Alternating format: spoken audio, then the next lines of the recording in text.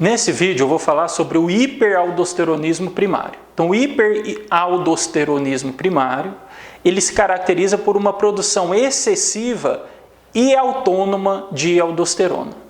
Lembrar que a aldosterona é um mineralocorticoide produzido na zona fasciculada da suprarrenal, e a aldosterona ela é responsável pela retenção de sódio e água nos rins. Ao reabsorver sódio e água nos rins, a aldosterona aumenta a volemia, podendo aumentar, por exemplo, a pressão arterial. Ao reabsorver sódio e água nos rins, a aldosterona excreta potássio e hidrogênio. Então, no hiperaldosteronismo, nós podemos ter hipocalemia e alcalose metabólica por perda do hidrogênio pelo rim. É mais comum em mulheres, numa relação de 3:1, e principalmente entre 30 e 50 anos. As principais causas de hiperaldosteronismo são adenoma produtor de aldosterona, ou seja, você tem um tumor, um adenoma na suprarrenal, benigno no caso, que produz aldosterona. Nós temos a hiperplasia adrenal bilateral. Até um certo tempo atrás, acreditava-se que o adenoma era a principal causa de hiperaldosteronismo primário. Hoje se sabe, dados atuais mostram que a hiperplasia adrenal bilateral é a principal causa, parece ser a principal causa de hiperaldosteronismo. Temos ainda a hiperplasia adrenal primária, daqui a pouco eu vou falar de cada uma. O carcinoma adrenal, que é uma causa rara. Podemos ter produção ectópica de aldosterona. E temos também o hiperaldosteronismo supressível por glicocorticoide. Daqui a pouco eu vou falar sobre cada uma dessas. Então vamos começar pelo adenoma produtor de aldosterona, também chamado de síndrome de Cohn.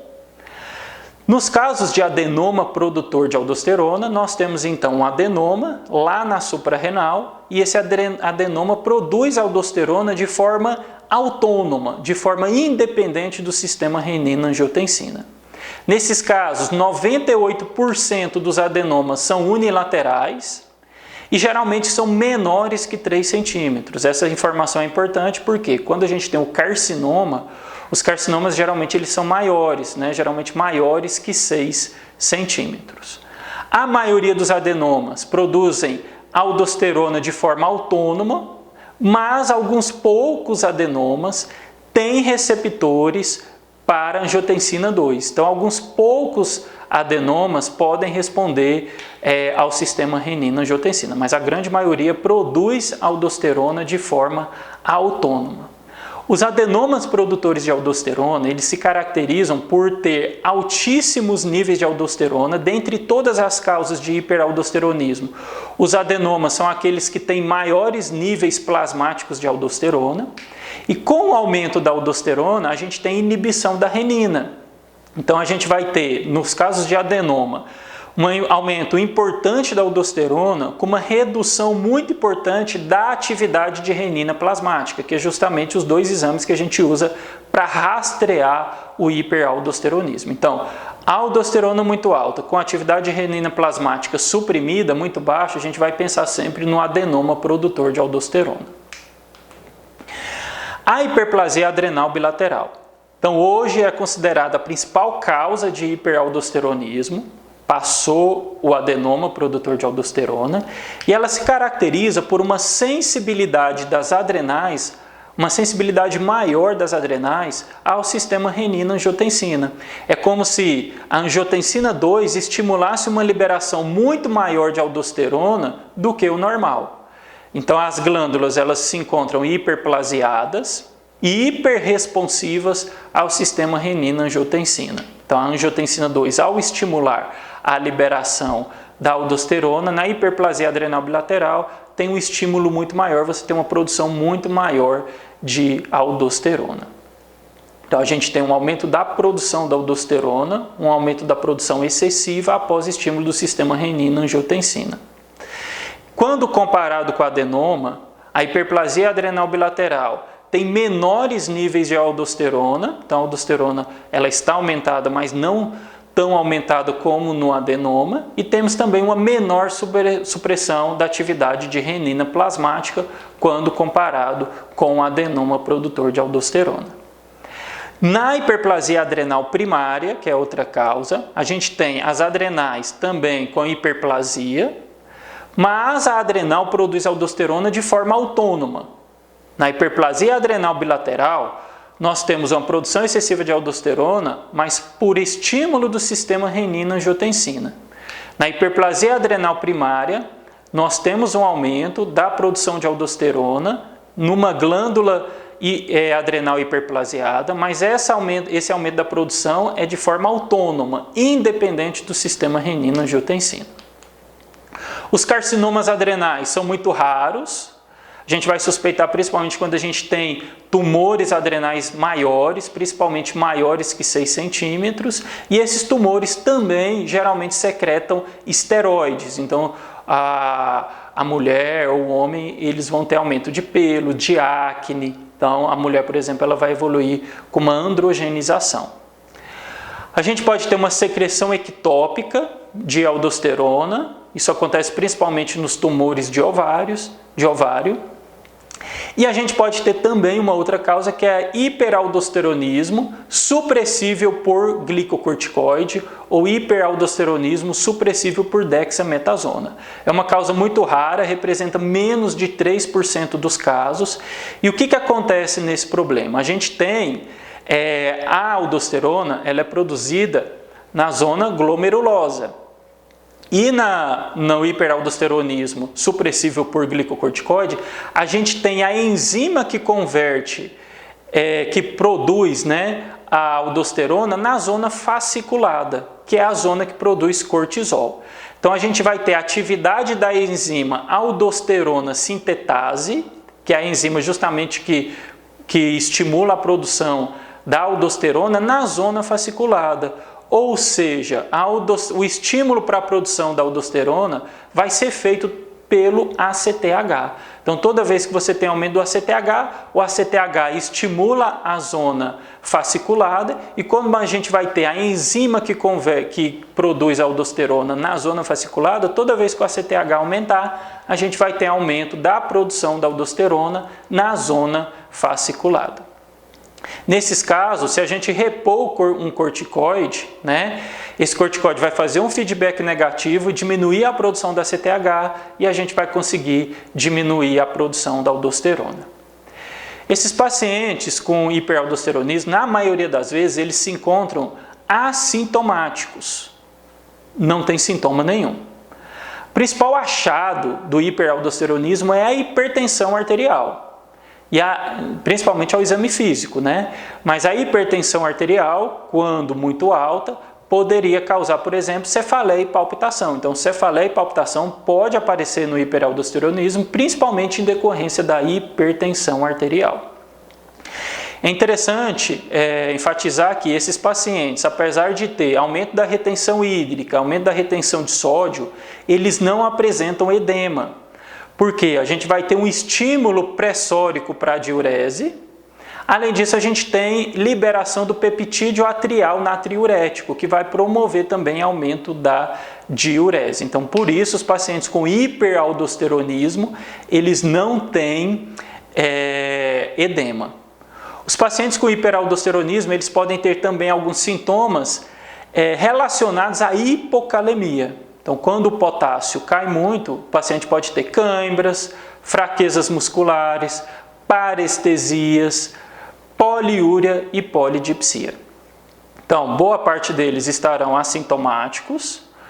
A maioria vai ter hipertensão arterial por retenção de sódio e água, não tem edema, e a hipocalemia pode causar cãibras, fraqueza muscular, parestesias, poliúria e polidipsia.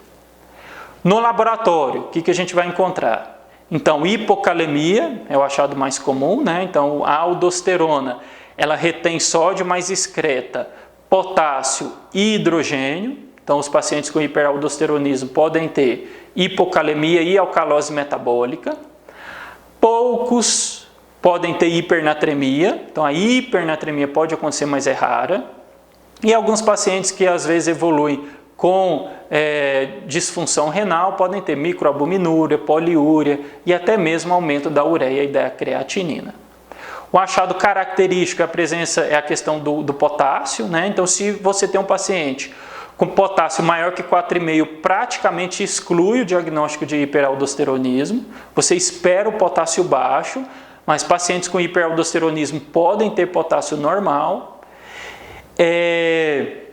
Se você tem um paciente com potássio menor que 3 e hipertensão, aí sim o potássio passa a ser altamente específico para o diagnóstico do hiperaldosteronismo. Então, se você tem hipertensão e hipocalemia, isso é altamente sugestivo de hiperaldosteronismo. Quem é que você vai rastrear hiperaldosteronismo? Você vai fazer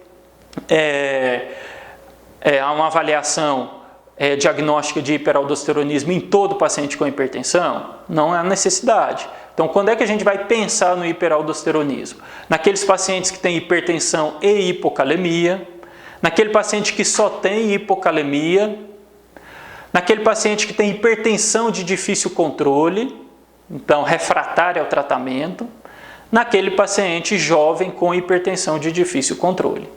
E o hiperaldosteronismo também deve ser investigado nos casos de incidentaloma adrenal. Então, o que seria um incidentaloma? A pessoa fez, por exemplo, uma tomografia do abdômen e viu que tinha um adenoma na suprarrenal. E aí você vai ter que avaliar se esse adenoma é ou não produtor de hormônio. Como é que então a gente vai fazer a triagem diagnóstica? Qual é o primeiro exame que a gente vai fazer para avaliar o possível diagnóstico de hiperaldosteronismo? Então a gente vai dosar aldosterona plasmática e a atividade de renina plasmática. E com isso a gente vai fazer a relação aldosterona-atividade de renina plasmática.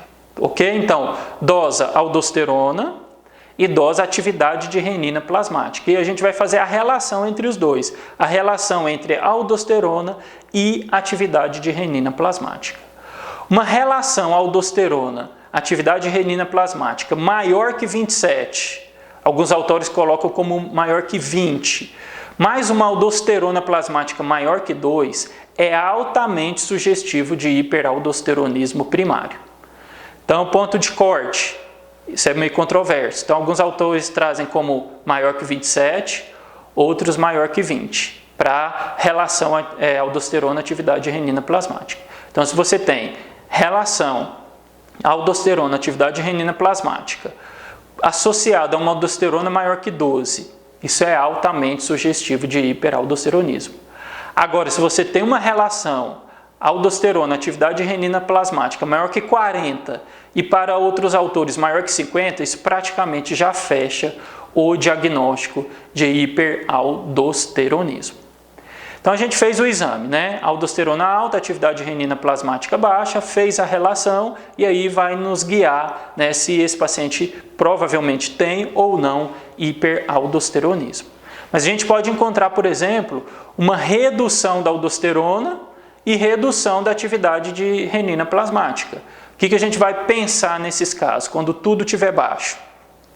Excesso de outros mineralocorticoides, então outros hormônios com ação de mineralocorticoide, uma síndrome de Cushing, já que o excesso de cortisol pode exercer um efeito de mineralocorticoide.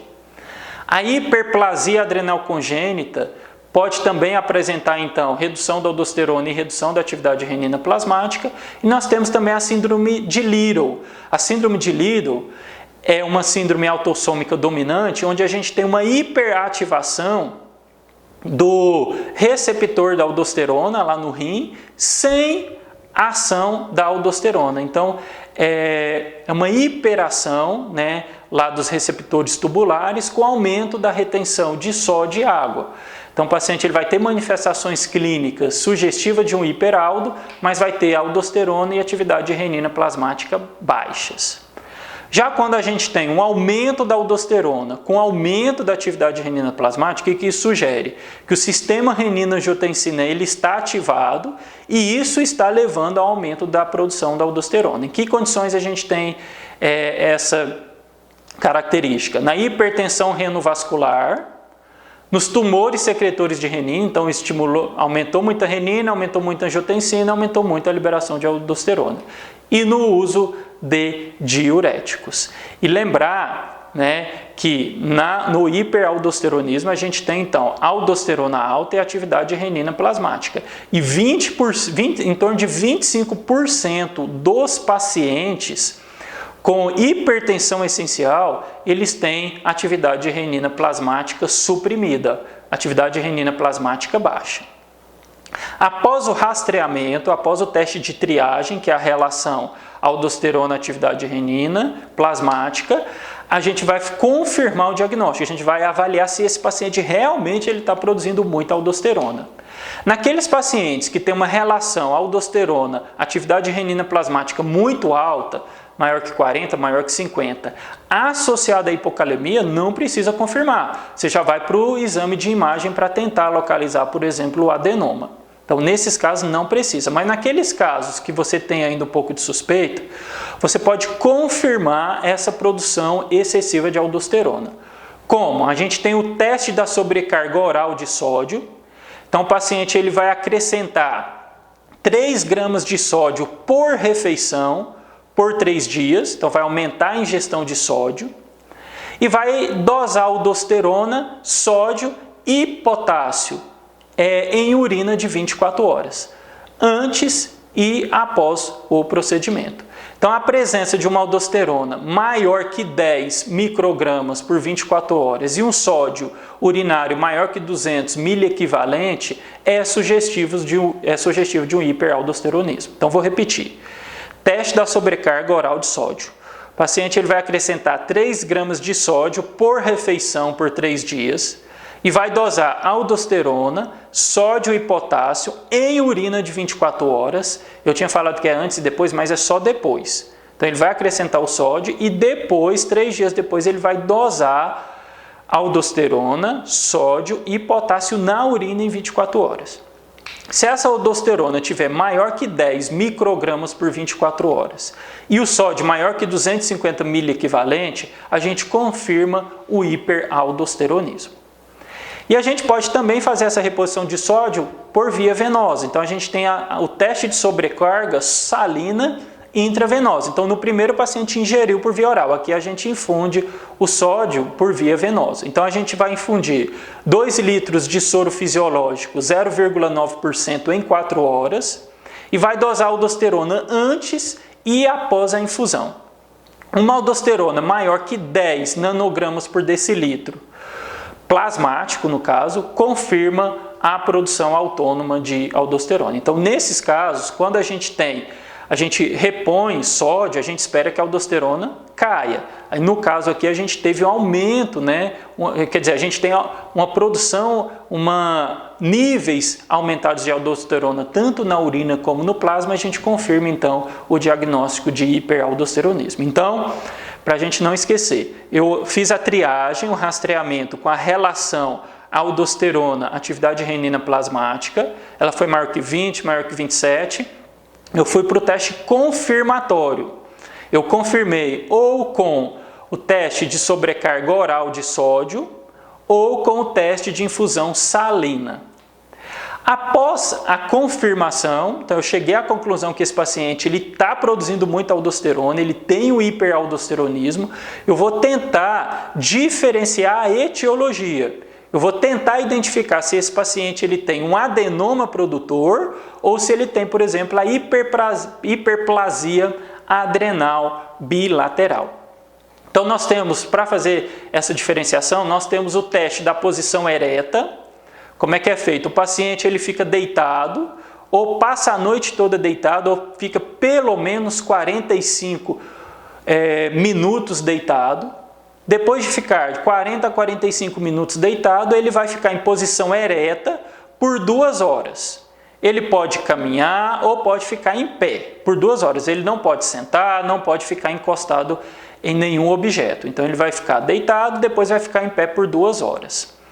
Na hiperplasia adrenal bilateral, a mudança de posição ativa o sistema renina-angiotensina. Com isso, a gente vai ter um aumento da aldosterona em 3 a 4 vezes. Lembra que a hiperplasia adrenal bilateral, a gente tem uma adrenal hiperresponsiva ao sistema renina-angiotensina. Então, a partir do momento que eu aumento, que eu ativo esse sistema renina-angiotensina, eu tenho um estímulo maior para a produção de aldosterona, e a aldosterona vai aumentar em 3 a 4 vezes no plasma.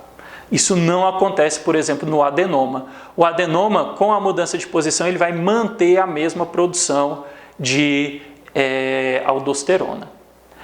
Alguns precursores da aldosterona podem ser usados e são importantes no diagnóstico do adenoma produtor de aldosterona. Então, no adenoma produtor de aldosterona, a gente tem aumento da deoxicorticosterona, da corticosterona e da 18-hidroxicorticosterona. Então, se eu quiser, eu posso fazer a dosagem desses precursores. Se eles estiverem aumentados, isso vai me sugerir um adenoma produtor de aldosterona. Então, deoxicorticosterona, corticosterona e 18-hidroxicorticosterona.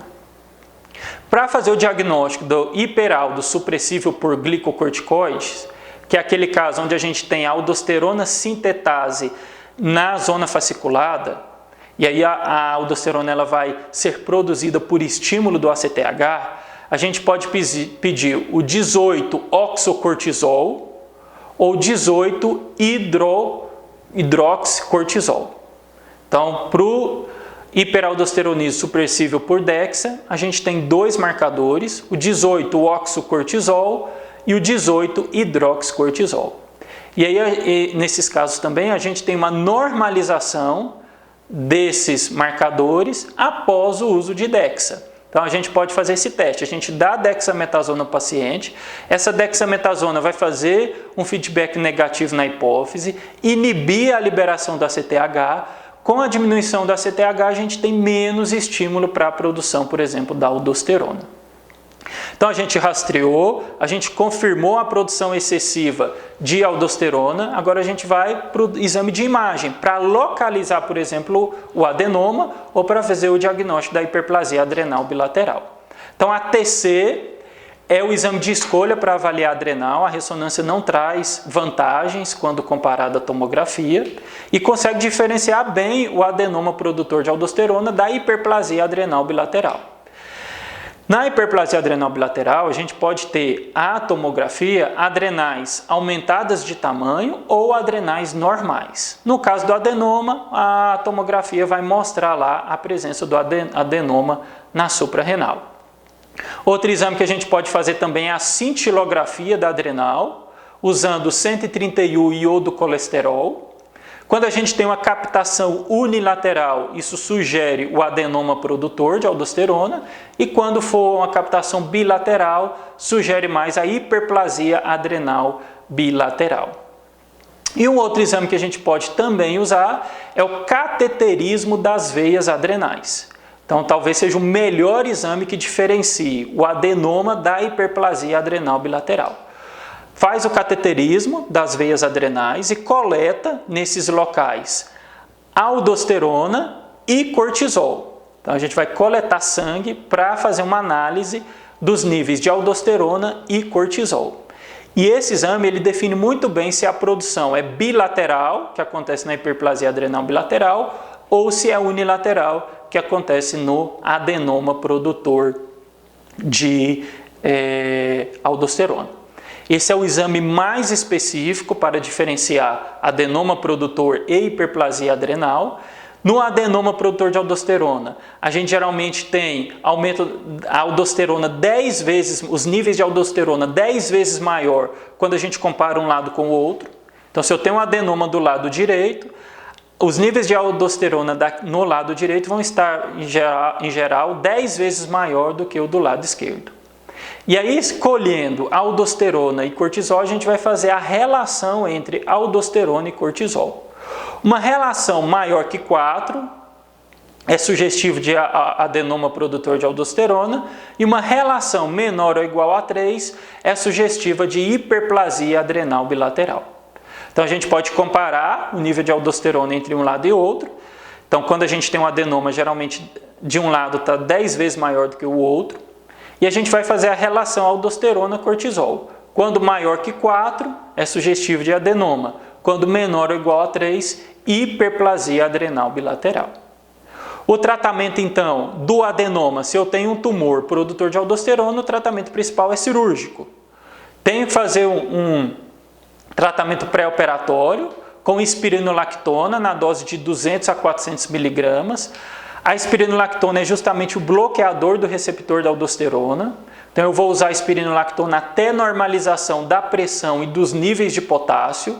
Normalizando tudo isso, eu faço o tratamento cirúrgico. E no pós-operatório, pode ser necessário o uso da fludrocortisona, que é justamente o remédio que a gente usa quando a gente tem deficiência, né, da aldosterona. Então, o que pode acontecer? Como eu estava tendo uma produção autônoma excessiva de aldosterona, a outra glândula acaba ficando atrofiada. Então, a gente precisa de um tempo para a outra glândula voltar a produzir a aldosterona. Então, às vezes, é necessário o uso da fludrocortisona por um tempo. Naqueles pacientes que não podem ser submetidos a cirurgias, a gente vai usar a espironolactona por tempo indeterminado, na dose de 50 a 400 miligramas dia. Naqueles pacientes que têm hiperplasia adrenal bilateral, ou seja, a glândula suprarrenal hiperplasiada que responde, que é hipersensível ao sistema renina-angiotensina. Nesses casos, o tratamento é a espironolactona, 100 a 400 miligramas dia. Lembrar que a espironolactona ela tem um efeito também antiandrogênico. Então, alguns pacientes podem evoluir com efeitos colaterais, né? Homem, por exemplo, com diminuição de libido, impotência, ginecomastia. Mulher com amenorreia, diminuição de libido. Nesses casos, quando a gente tem efeitos adversos importantes, a gente pode usar a eplerenona, 100 a 200 miligramas dia. E naqueles pacientes que não toleram nem a espironolactona e nem a eplerenona, a gente pode usar a milorida, que é um diurético retentor de potássio. Já naqueles pacientes com hiperaldo supressível por glicocorticoide, que seria aquele paciente que está produzindo aldosterona na zona fasciculada por estímulo do ACTH. Alguns autores recomendam o uso de baixas doses de corticoide, mas o uso crônico de corticoide pode trazer, né, vários efeitos adversos, então a tendência hoje é usar também espironolactona. É uma droga eficaz e segura a longo prazo. Vamos para algumas questões.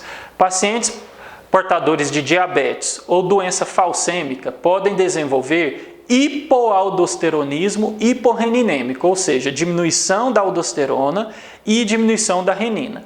Então, quais são os achados laboratoriais? Ora, se no hiperaldo eu tenho hipocalemia e alcalose metabólica, no hipoaldosteronismo eu vou ter hipercalemia, acidose metabólica e aumento do sódio urinário, já que a aldosterona é o hormônio que retém sódio no rim. Então, letra A. Qual a causa mais comum de hiperaldosteronismo primário? Hiperplasia adrenal bilateral. Até pouco tempo, né, achava-se que era o adenoma produtor, mas hoje dados atuais mostram que a hiperplasia adrenal bilateral é a principal causa. Em relação ao hiperaldosteronismo primário, é incorreto afirmar. O adenoma produtor de aldosterona e o hiperaldosteronismo idiopático são as principais causas. Então, o hiperaldosteronismo idiopático é a mesma coisa da hiperplasia adrenal bilateral. Então, as duas principais causas justamente são essas. Adenoma e hiperplasia adrenal bilateral, que também é chamado de hiperaldosteronismo idiopático. Então, está correta. A presença do edema é raro, então já expliquei isso também. A hipocalemia é precoce e está presente no diagnóstico em mais de 80% dos pacientes? Não, a hipocalemia é um achado tardio. Lembrar que as nossas células, elas são ricas, têm muito potássio. Então, elas conseguem compensar essa hipocalemia. Então, a gente vai retirando o potássio do meio intracelular e colocando no meio intravascular. Intracelular do meio intravascular. Então, para ocorrer a hipocalemia, demora muito tempo para aparecer. Então, a hipocalemia é um achado tardio. A relação aldosterona-renina é um importante exame de rastreamento? Sim, é o principal. A hipertensão associada a hiperaldosteronismo é, em geral, moderada a grave, podendo ser refratária ao tratamento antihipertensivo? Com certeza. Então, a hipocalemia, né, a letra C está errada, a hipocalemia é tardia, porque a gente tem muito potássio intracelular que compensa essa perda de potássio por um tempo. Com o tempo, a gente vai ter o aparecimento da hipocalemia. O excesso de mineralocorticoide circulante pode ser classificado como primário, secundário ou pseudo-hiperaldosteronismo. No primeiro caso, no caso do hiperaldosteronismo primário, temos níveis elevados de aldosterona e baixos de renina. No segundo caso, níveis altos de aldosterona e altos de renina. Já no aparente excesso de mineralocorticoide, temos níveis baixos de aldosterona e baixos de renina. Dos casos abaixo, assinale a alternativa correta no qual se espera encontrar níveis altos de aldosterona e baixos de renina. Então, quando é que a gente vai ter? Quando a gente tem uma produção autônoma de aldosterona. Eu produzi muita aldosterona, eu inibo o sistema renina-angiotensina. Então, no adenoma produtor de aldosterona, eu tenho aumento da aldosterona e diminuição da renina. Então, no uso de diurético, por exemplo, eu geralmente tenho aumento da renina. No hipercortisolismo severo, eu tenho renina baixa e aldosterona baixa. Hipertensão renovascular, renina alta, aldosterona alta também. E na insuficiência cardíaca, né, por ter às vezes isquemia renal, hipoperfusão, eu vou ter a renina alta e aldosterona alta. Então, no adenoma, eu tenho a aldosterona alta com renina baixa. Qual a etiologia mais provável, mais prevalente de hiperaldosteronismo primários nas séries mais recentes?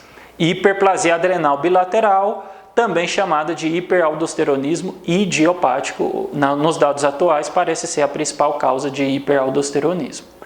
Uma mulher de 40 anos é avaliada por hipocalemia, expansão do volume do espaço extracelular, hipertensão e alcalose metabólica. O diagnóstico mais provável são os achados clássicos do hiperaldosteronismo, né? Hipertensão, hipocalemia, alcalose metabólica.